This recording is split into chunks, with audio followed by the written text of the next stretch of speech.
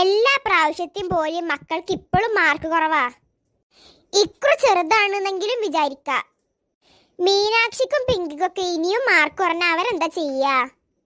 നീ അതൊന്നും ആലോചിച്ച് വിഷമിക്കണ്ട, അവര് തന്നെ പഠിച്ചോളും. ഹലോ, ഞാൻ ഇക്കുവിന്റെ ക്ലാസ് ടീച്ചറാണ്. പറ ടീച്ചർ. നിങ്ങളുടെ മകൻ രണ്ടക്ഷരം പഠിക്കൂല, പഠിക്കണ കുട്ടികളെ പഠിക്കാൻ സമ്മതിക്കൂല. എന്താ ഉണ്ടായത് ടീച്ചർ? ഇന്ന് ഇക്കുറി ഒരു കുട്ടിനെ തല്ലി.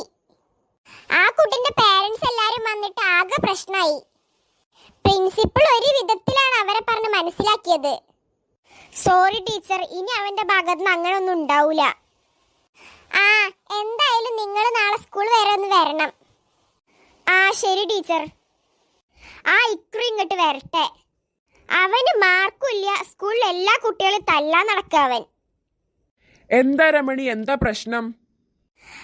ഇക്കുറി സ്കൂളിൽ ഏതോ കുട്ടിനെ തല്ലി. ആ കുട്ടിന്റെ വീട്ടുകാരെല്ലാരും വന്ന് ആകെ പ്രശ്നമായി. അയ്യോ, ഇനി എന്താ ചെയ്യാ? ഇപ്പൊ കുഴപ്പമൊന്നുമില്ല, പ്രിൻസിപ്പൾ അവരെ പറഞ്ഞ് മനസ്സിലാക്കിയിട്ടുണ്ട്. എന്തായാലും അവനിങ്ങ് വരട്ടെ. നീ അവനെ തല്ലൊന്നും വേണ്ട.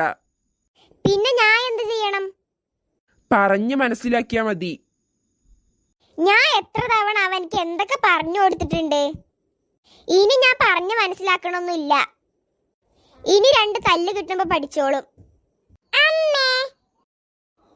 എത്തിയല്ലോ. നീ ഇന്ന് സ്കൂളിൽ ആരോടാണ് തല്ലുണ്ടാക്കിയത്? നിന്റെ ടീച്ചർ വിളിച്ചിരുന്നു. നിന്നോട് ഞാൻ എത്ര പ്രാവശ്യം പറഞ്ഞിക്കണു തല്ലുണ്ടാക്കാനൊന്നും പോവരുത് എന്ന്. ആ കുട്ടിക്ക് എന്തെങ്കിലും പറ്റിയെന്നെങ്കിലോ? നിനക്ക് ഞാൻ പറഞ്ഞത് കേൾക്കാനൊന്നും സമയമില്ലല്ലോ.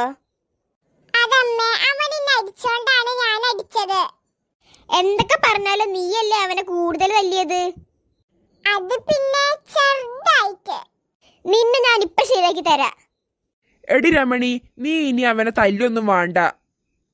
പറഞ്ഞു മനസ്സിലാക്കേണ്ട സമയമൊക്കെ കഴിഞ്ഞു.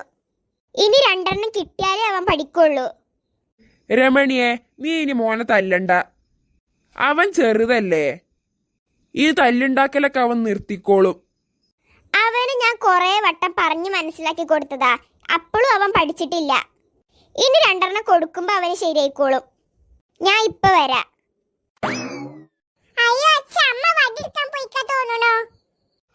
മോനെ, ഞാൻ രമണിനോട് കുറെ പറഞ്ഞു നോക്കി, ഇനി കാര്യല്ല. ഇനി നീ തൽക്കാലം കിട്ടുന്നത് മേടിച്ചോ. അയ്യോ, ഇനി ഞാൻ ഇതിക്കില്ല. ഇനി നിങ്ങൾ 2 തമ്മിൽ സംസാരിച്ചോ. അയ്യോ, ഇനി ഞാനില്ല.